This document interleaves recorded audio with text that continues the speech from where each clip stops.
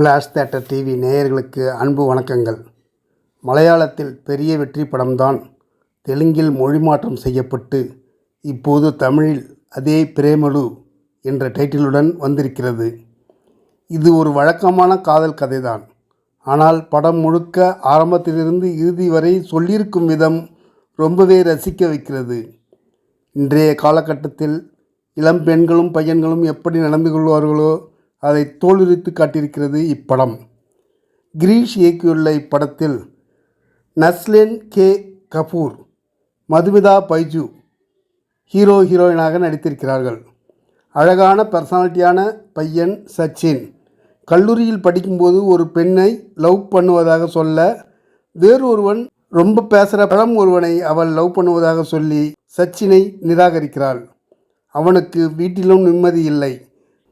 சதா சர்வ நேரமும் சண்டை போட்டு கொள்ளும் அப்பா அம்மா. இதனால் மனம் வெறுத்து போகும் அவன் நண்பன் அமுலாக நடித்திருக்கும் சங்கீத் பிரதாப்புடன் ஹைதராபாத்துக்கு திருமணம் ஒன்றிற்கு செல்கிறான். அவன் வாழ்க்கையில் பெரிய குறிக்கோள் எல்லாம் கிடையாது. அங்கு ரீனு, மதுமிதா பைஜு கதாநாயகி, அவரை சந்திக்கிறார். அவள் வரப்போகும் 30 வருடங்கள் கூட வாழ்க்கையை எப்படி நடத்துவது என்று திட்டமிட்டு வாழ்பவள். ஹைதராபாத்தில் ஒரு ஐடி கம்பெனியில் வேலை பார்க்கிறாள். அங்கே ஆதி கேரக்டரில் நடித்திருக்கும் ஷேம் மோகனுக்கு ரீனு மேல் காதல். ஆனால் இளமையை தாண்டிய ஐடி டீம் லீடர் அவன். சாதாரணமான நிலையில் இருக்கும் சச்சின் எந்த போலித்தனமும் இல்லாமல் ரீனுவை காதலிக்கிறான். ஒரு சிச்சுவேஷனில் அவளிடம் லவ் ப்ரப்போஸ் செய்கிறான். அதற்கு அவளுடைய ரியாக்ஷன் என்ன? அதனைத் தொடர்ந்து திரைக்கதையில் அங்கங்கே சுவாரஸ்யத்தை கூட்டி கதை சொல்லியிருக்கிறார் இயக்குனர். கிளைமேக்ஸ் உண்மையிலேயே பாராட்டப்பட வேண்டிய ஒன்று. நாம் ஒன்று நினைக்க வேறு ஒன்றாக ஹீரோயின் மனநிலையிலிருந்து சொல்லப்பட்டிருக்கிறது. படம் முழுக்க காமெடி துளிகள் சிதற விட்டிருக்கிறார் டைரக்டர் கிரீஷ். விஷ்ணு விஜயின் இசையில் பின்னணி இசை அற்புதம். பாடல்கள் கேட்பதற்கு நன்றாக உள்ளது, ஆனால் மனதில் நிற்கவில்லை. கேட்சிங்கான பாடல் வரிகள் இல்லாததாலா என்பது தெரியவில்லை.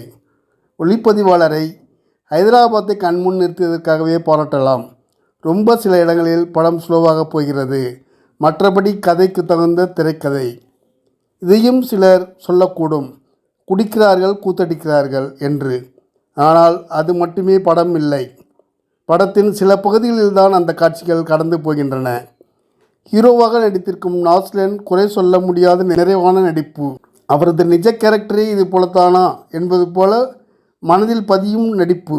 ஹீரோயின் மதுமிதா அவள் அருகிலிருந்து பைனாகுலரில் சச்சின் அறை ஜன்னலை பார்க்க, அவன் கட்டியிருக்கும் துண்டை அவிழ்த்துவிட்டு ஜாலியாக ஆட்டம் போட அதை அவள் பார்த்து விடுவது. பின்பு ஒரு காட்சியில், உன்னைத்தான், உன் சுயரூபத்தை தான் பார்த்தேனே என்று அவள் குறும்பாக சொல்வது. மதுமிதாவின் மிக இல்லாத வெட்கம் கலந்த பெர்ஃபார்மன்ஸ்.